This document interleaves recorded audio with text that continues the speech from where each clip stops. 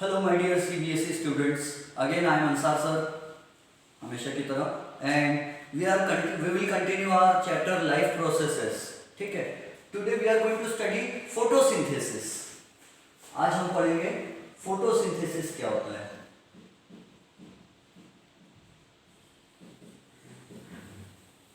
This will be I think our lecture number 4, photosynthesis. In the Greek language the word photo means light. Photo means light and synthesis means to make or to prepare. So in photosynthesis green plants prepare their own food. Photosynthesis क्या है?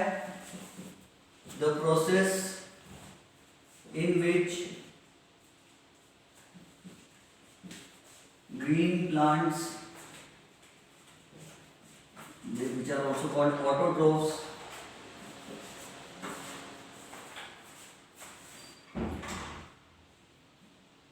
prepare their own food using water and carbon dioxide, water and CO2 and chlorophyll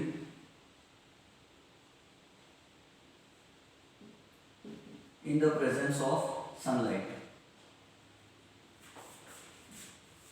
In the presence of sunlight.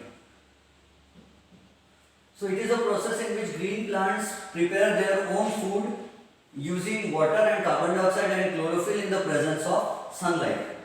Green plants, अच्छा remember how many things are necessary for essential. Necessary का मतलब होता है जरूरी और essential का मतलब होता है इतना जरूरी कि उसके बगैर काम नहीं जमेगा. Food is essential for life. Food नहीं मिलेगा हम मर जाएंगे.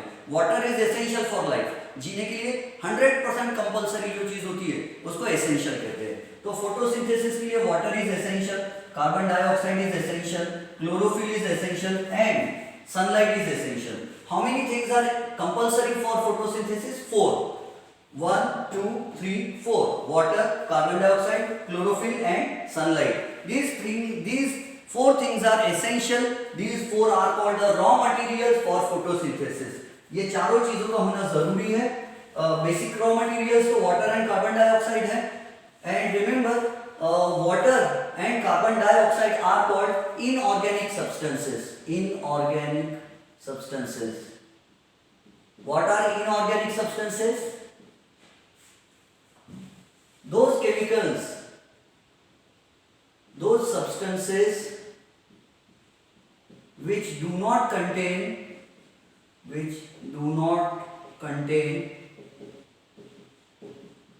carbon and hydrogen in the same formula, in their formula, are called inorganic substances.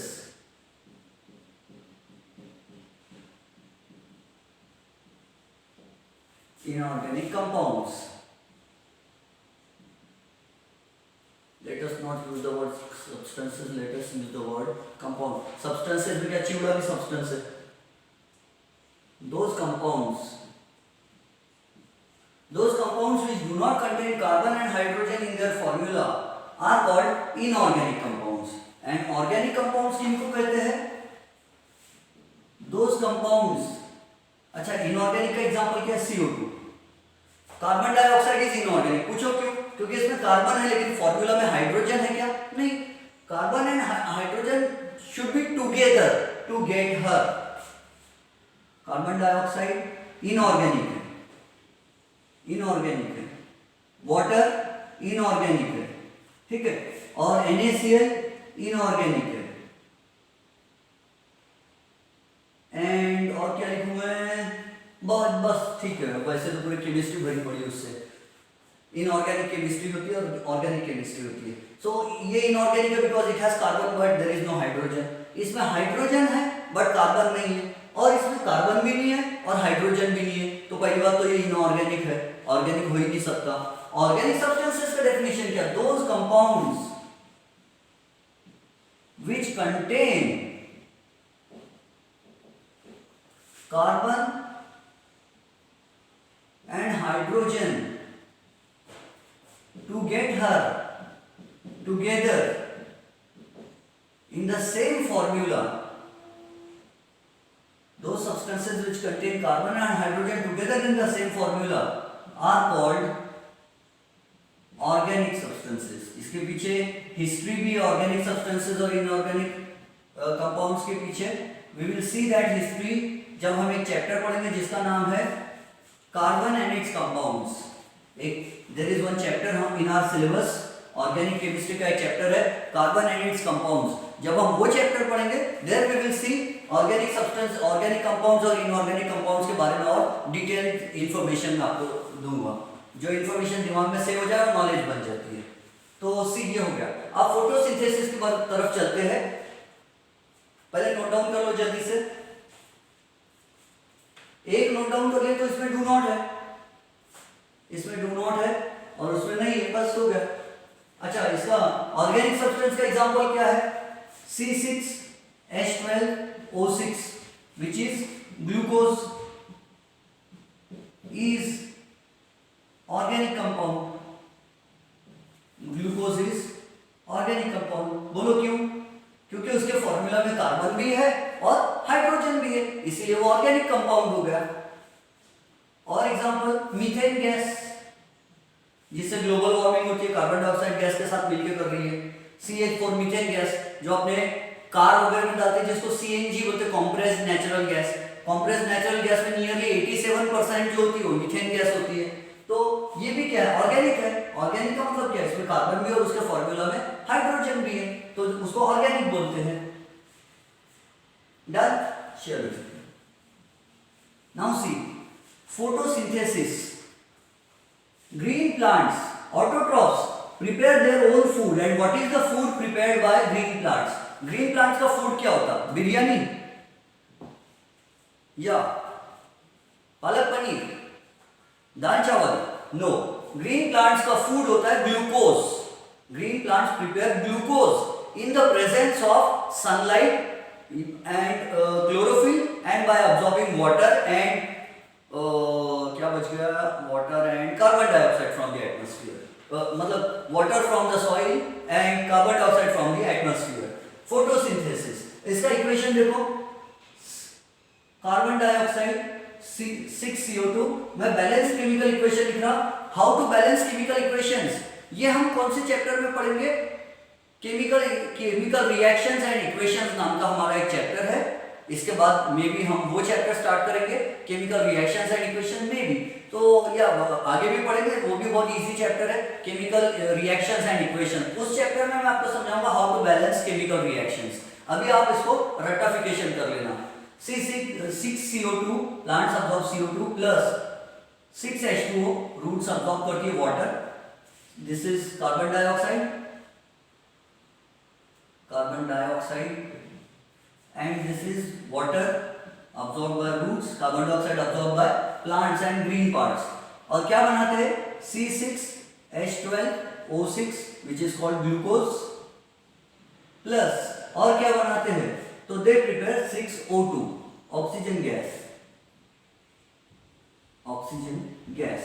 ऊपर एरो क्या है? इसका मतलब है gas is release into the atmosphere. ऊपर का एरो बताता है oxygen gas is release into the atmosphere for human beings, for animals.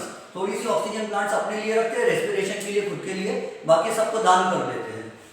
और दान करना उनकी मजबूरी भी. अगर प्लांट्स अगर ऑक्सीजन रिलीज नहीं करेंगे तो मर जाएंगे. Oxygen gas is a waste material for plants.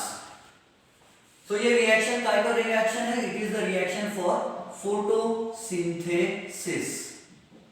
This is the reaction for photosynthesis. Plants absorb carbon dioxide from the atmosphere. Their roots absorb water. They prepare glucose and they release oxygen gas into the atmosphere. अब number of atoms on the left hand side and right hand side balance हो गया. 6C, इधर में भी carbon 6 है, इधर O2 6 times O है, मतलब 12 times O है, इधर में भी O6 है और इधर 6 टाइम्स O2 12 है और ये 18 O. अभी वो सब याद मत रखो, समझने की जरूरत नहीं है. नाउ सी अब दूसरी बात, photosynthesis, important steps in photosynthesis. अच्छा, पहली बात ये देख लो कि कार्बन डाइऑक्साइड कैसी है, इनऑर्गेनिक। वाटर कैसा है, इनऑर्गेनिक। इनऑर्गेनिक है ना, non organic. Water is inorganic, carbon dioxide is organic. और ये ग्लूकोज क्या है, ऑर्गेनिक है। तो what is photosynthesis? It is a process in which simple inorganic substances are converted into organic substances. So inorganic substances are converted into organic substances. That process is actually matlab photosynthesis is that kind of process where inorganic substances are converted into organic substances. And what are the important steps in photosynthesis? IMP steps in photosynthesis. ये 3 marks के लिए exam में आता है question. What are the important steps in photosynthesis? तो number 1 है absorption of light energy by plants.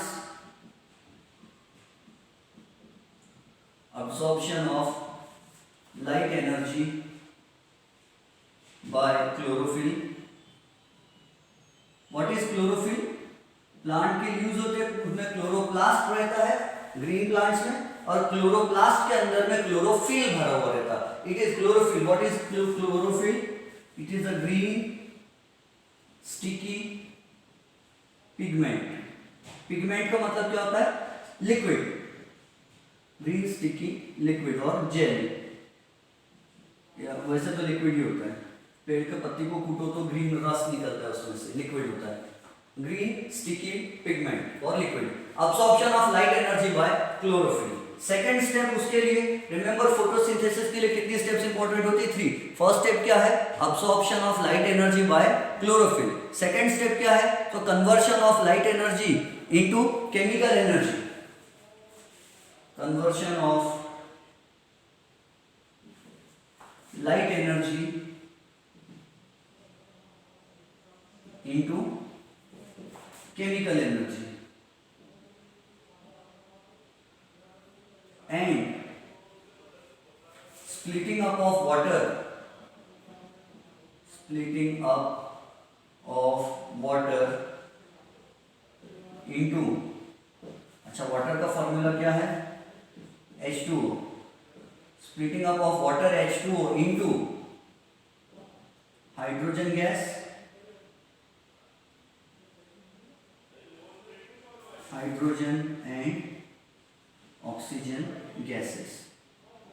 हम बोलते हैं प्लांट्स रिलीज का oxygen gas during the day time. Plants oxygen gas release करते हैं except desert plants. All green plants release oxygen during the day time. तो plants हमको जो सांस लेने के लिए ऑक्सीजन दे रहे हैं वो कहां से आती है? प्लांट के पास। उनकी रूट जो वाटर अब्सॉर्ब करती है, तो वो वाटर का स्प्लिटिंग अप हो जाता है, वाटर का splitting up, and that splitting up of water is also called hydrolysis. Hydro का मतलब होता है वाटर एंड लिसिस का मतलब होता है ब्रेकअप, ब्रेकिंग अप। तो वाटर का ब्रेकिंग अप हो जाता है और उससे बन जाता है hydrogen gas and oxygen gas. और स्टेप नंबर 3 क्या है? The third step in photosynthesis is reduction of carbon dioxide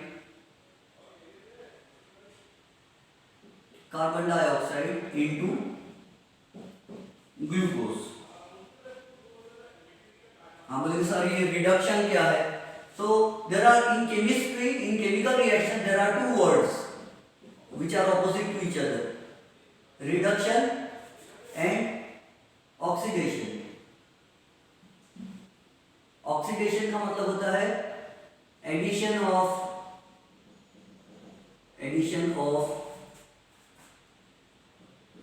oxygen or removal of hydrogen from a compound. किसी भी सब्सटेंस में या तो ऑक्सीजन ऐड हो जाए या हाइड्रोजन निकल जाए तो उसको ऑक्सीडेशन बोलते हैं। For example C+O2 is called CO2।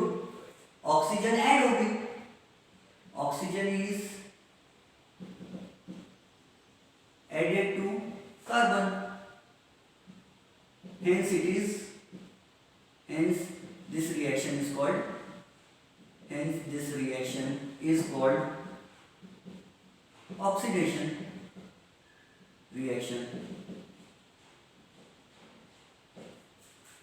समझ गए? Oxidation reaction. और ऑक्सीजन ऐड हो गया और रिमूवल ऑफ हाइड्रोजन. हाइड्रोजन को रिमूव कर लेंगे तो वो भी ऑक्सीडेशन होगा. हाइड्रोजन को रिमूव कैसे करें?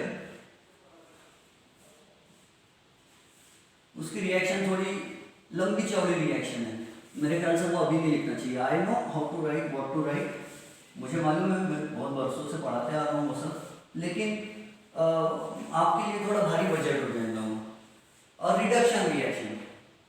रिडक्शन क्या है? Reduction is it's opposite. और लिखो कि इसमें और खतरनाक बनाओ डेफिनेशन को. एडिशन ऑफ ऑक्सीजन और रिमूवल ऑफ हाइड्रोजन और removal of electrons. Removal of electrons. Remember ये बहुत इजी डेफिनेशन है, बहुत इजी टाइप है. ऑक्सीडेशन बहुत इजी रिएक्शन होती है, रिडक्शन बहुत इजी रिएक्शन होती है. और जब हम केमिकल रिएक्शंस एंड इक्वेशंस वाला चैप्टर पढ़ेंगे उसमें ये बार बार नाम आएगा. Oxidation reduction, oxidation reduction, reduction oxidation, reduction oxidation, redox reaction. तो ये रिडक्शन ऑक्सीडेशन बार नाम आएगा तो वहां आपको ये रट जाएगा. ठीक है, आपको याद नहीं करना पड़ेगा. एक बार अभी इस चैप्टर में उसका ज्यादा काम नहीं है तो सिर्फ ध्यान रख लो आप, और नेक्स्ट चैप्टर में फिर उसको अच्छे से याद करना.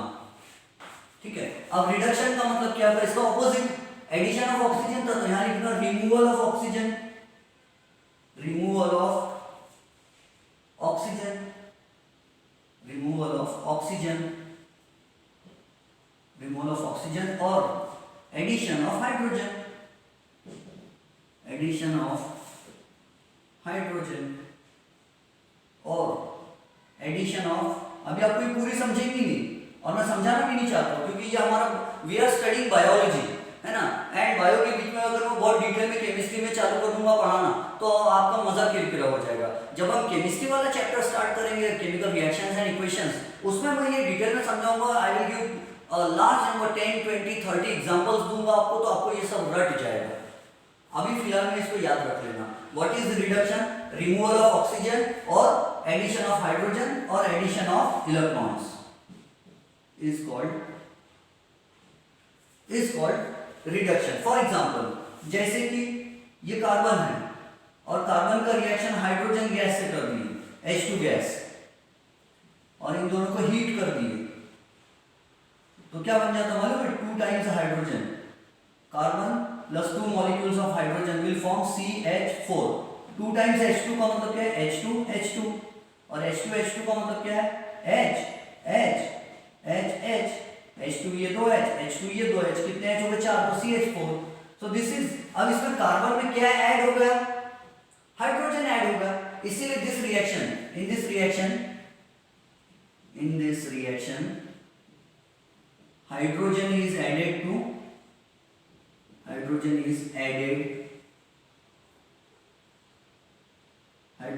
added to carbon. Hydrogen is added in only. Hence it is reduction reaction.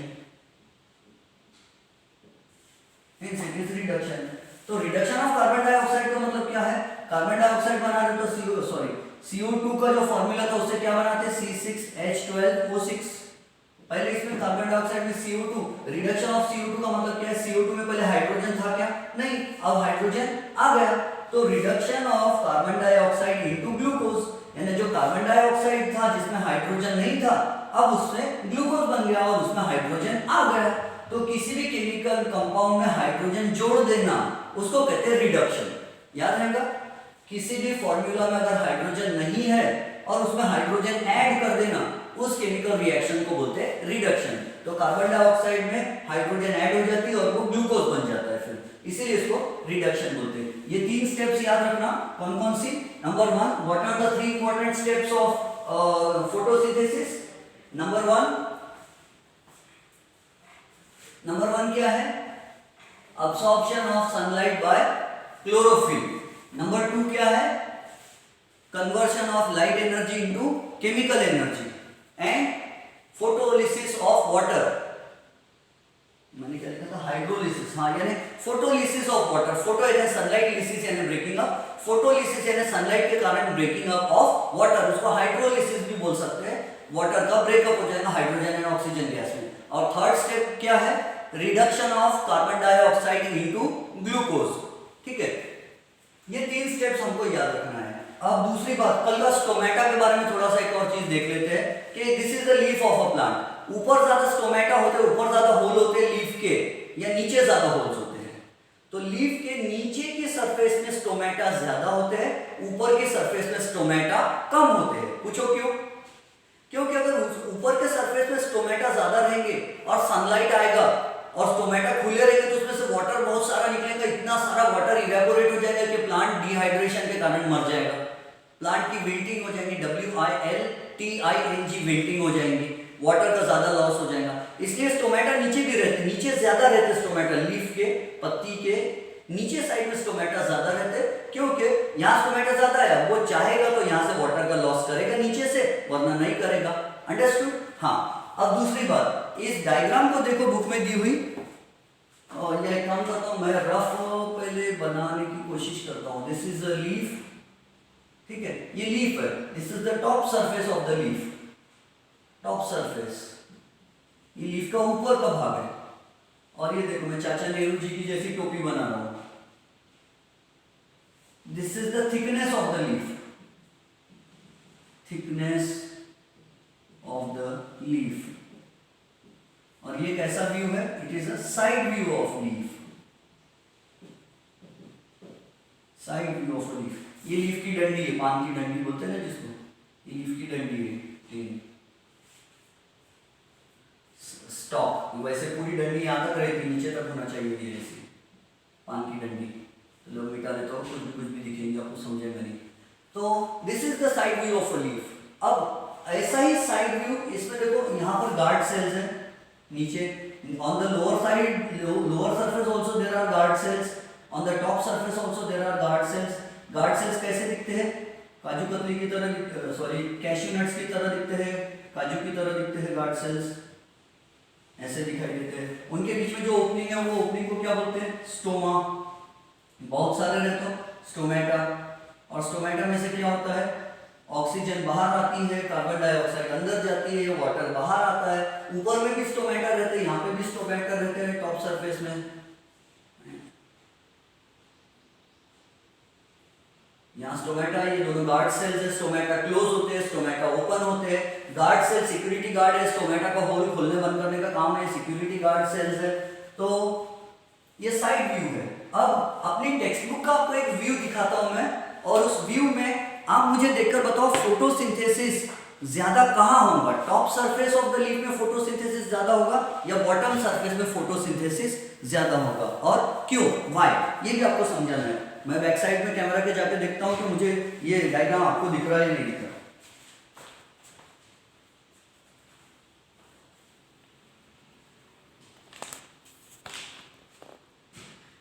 See this is the side view of a leaf, arrow दिख रहा है बुक में।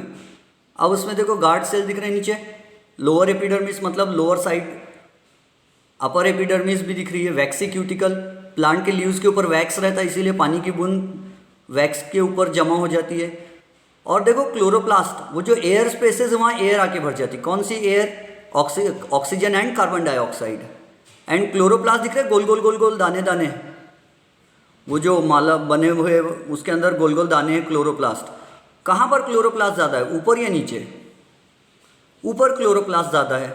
तो ऊपर क्लोरोप्लास्ट ज़्यादा है तो फोटोसिंथेसिस कहाँ ज़्यादा होता है? अपर सरफेस में फोटोसिंथेसिस ज़्यादा होता है, क्योंकि क्लोरोप्लास्ट ऊपर ज़्यादा होता है। Understood this? All right, very good.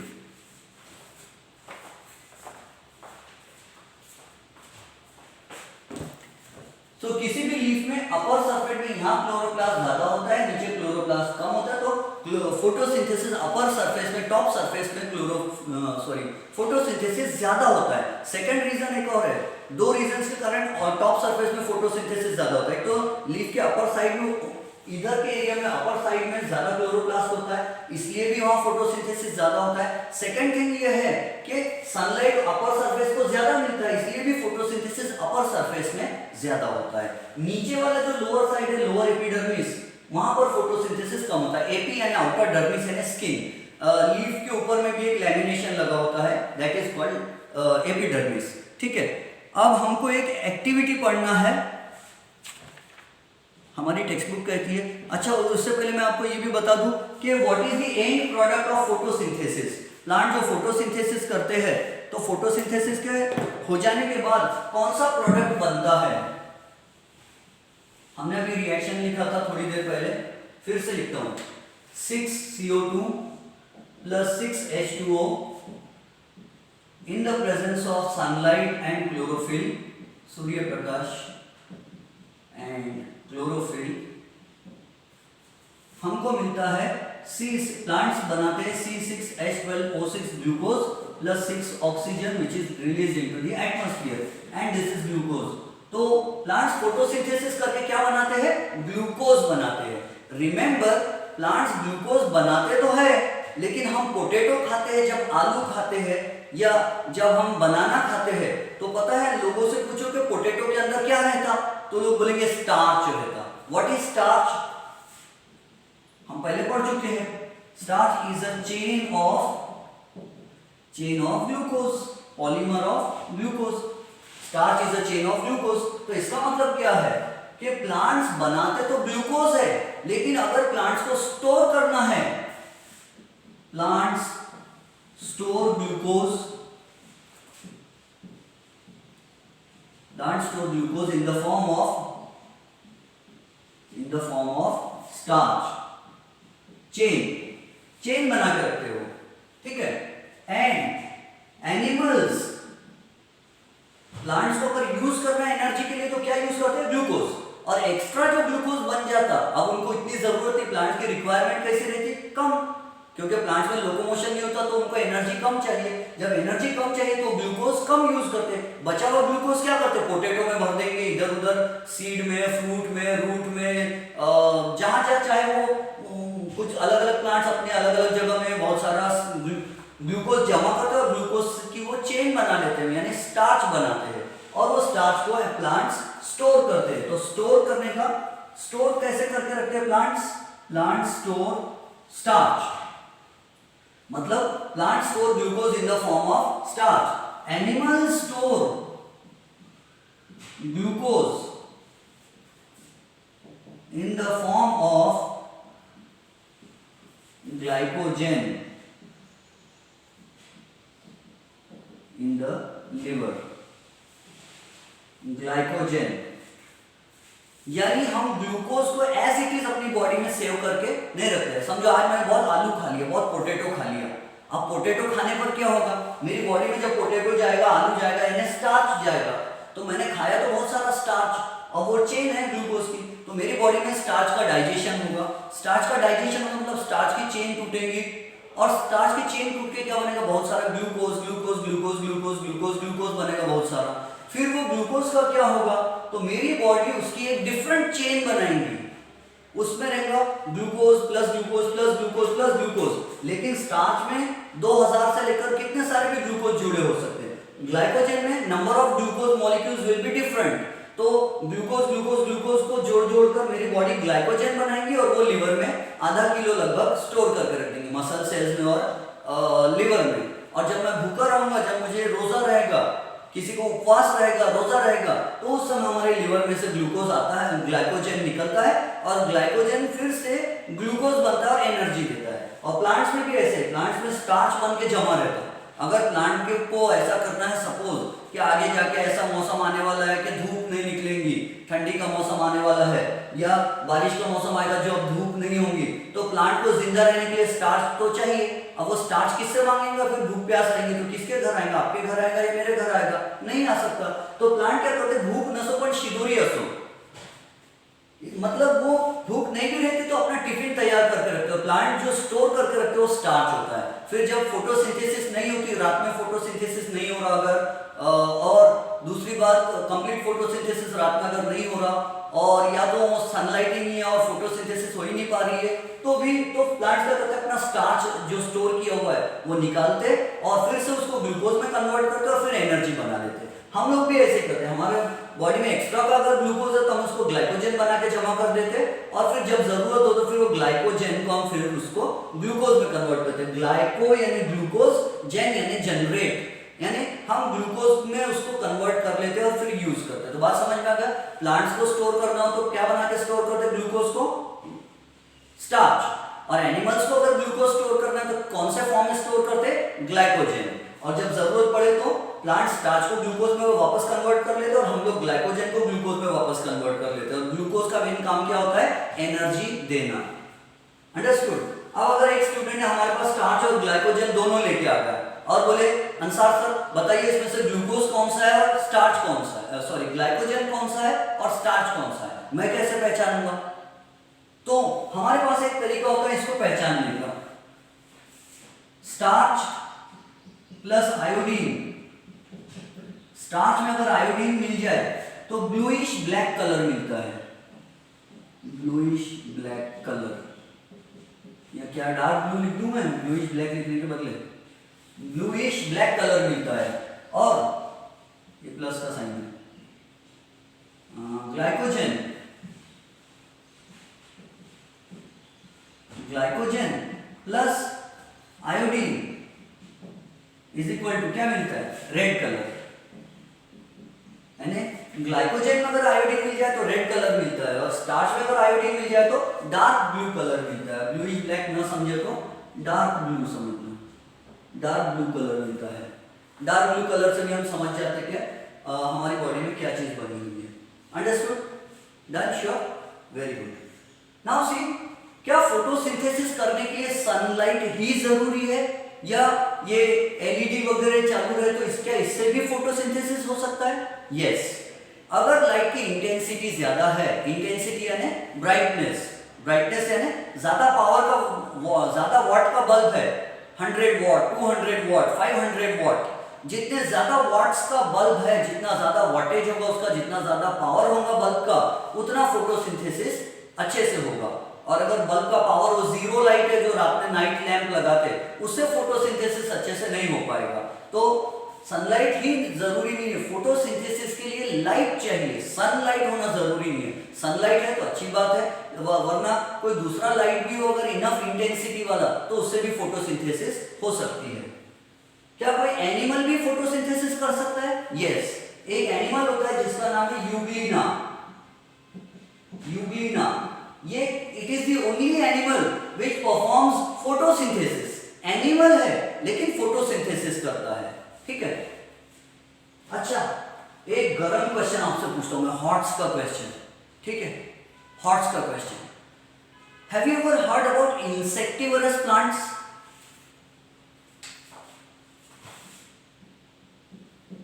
Insectivorous plants like insectivorous plants जैसे कि पिक्चर प्लांट।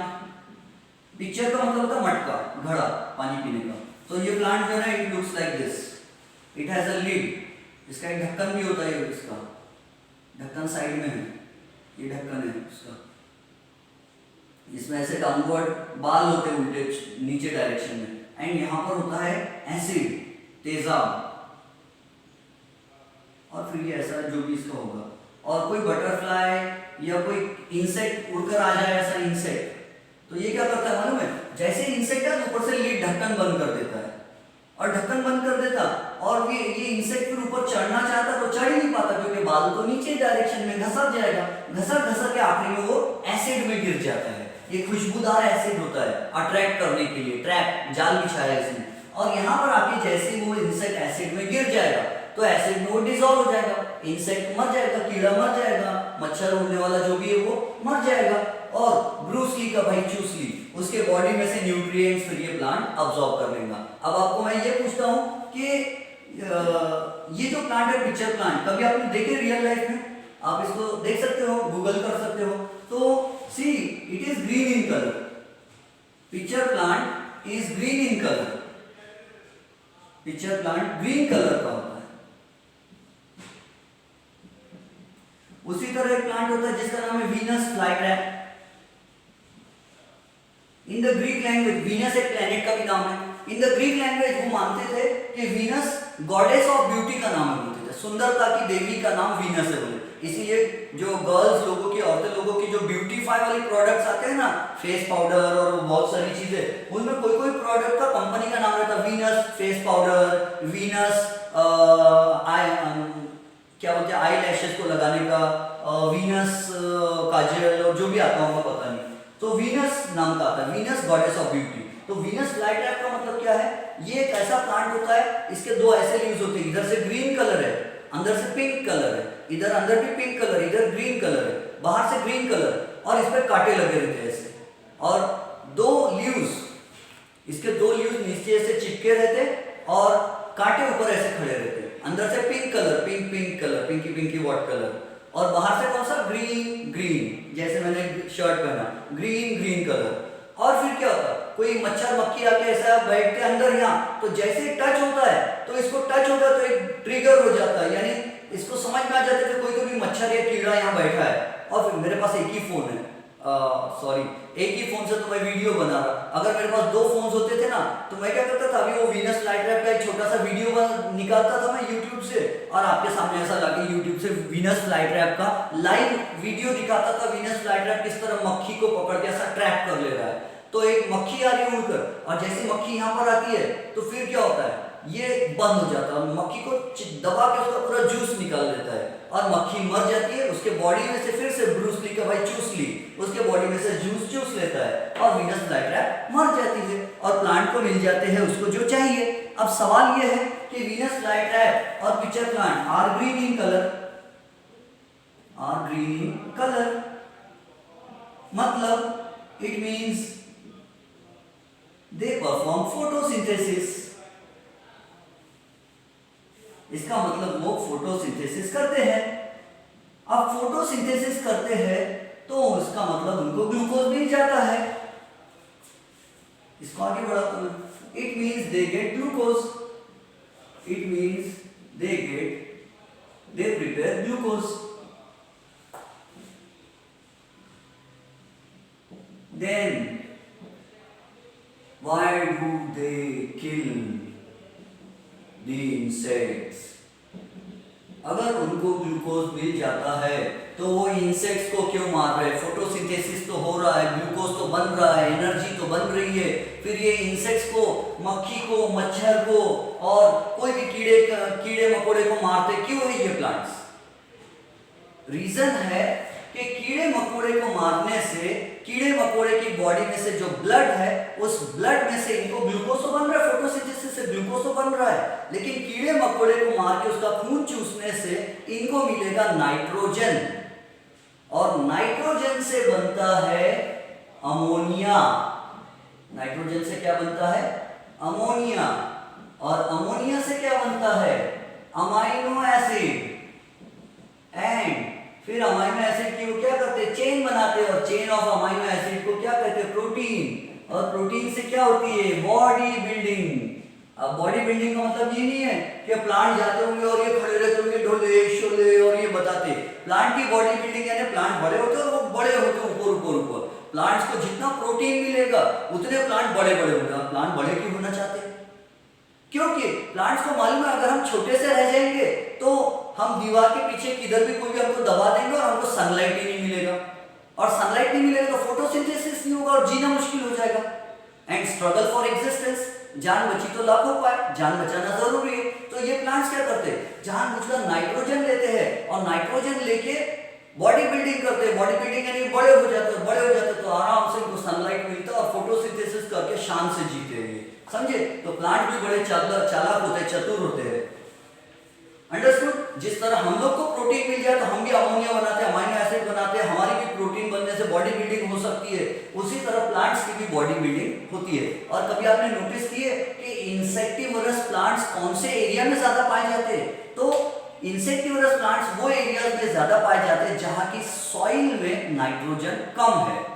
अदरवाइज हमको मालूम है नाइट्रोजन फिक्सिंग बैक्टीरिया क्या करते हैं? सॉइल में के नाइट्रोजन प्लांट्स को अवेलेबल करा के दे देते हैं। लेकिन जिस जगह सॉइल में नाइट्रोजन है ही नहीं या nitrifying bacteria, nitrogen fixing bacteria ही नहीं है तो प्लांट को नाइट्रोजन मिल नहीं सकती। सारा समुद्र मेरे पास है, एक बूंद मेरी प्यास है, फिर भी प्यासा हूं, है ना। कि एटमॉस्फेयर में नियरली 78.00084% नाइट्रोजन है, नियरली 78% नाइट्रोजन गैस एटमॉस्फेयर में है, बट प्लांट्स वो नाइट्रोजन को ऑब्जॉर्ब नहीं कर सकते डायरेक्टली, उनको या तो सॉइल में से लेना पड़ेगा बैक्टीरिया की हेल्प से, तो या तो फिर कीड़े कीटकुल को मारकर लेना पड़ेगा। तो समझिए इंसेक्टिवरस प्लांट्स ऐसा क्यों करते हैं। हाँ अच्छा, एक छोटा एक क्वेश्चन है, ये क्वेश्चन जो है ना गोल्डन गाइड में पूछा हुआ है, कि बहुत अच्छा क्वेश्चन है। A parrot also is green in colour, a parrot also is green in colour, then why doesn't it perform photosynthesis? वो फोटोसिंथेसिस क्यों नहीं करता पैरेट? वेरी गुड, करेक्ट, क्योंकि parrot is green in colour but it does not contain chloroplast, it does not contain chlorophyll, that's why parrot does not perform photosynthesis. Good answer. तो यहां तक समझ गया। अब वीडियो लंबा हो जाएगा, लेट अस स्टॉप हियर, इसके आगे का we will see in the next lecture.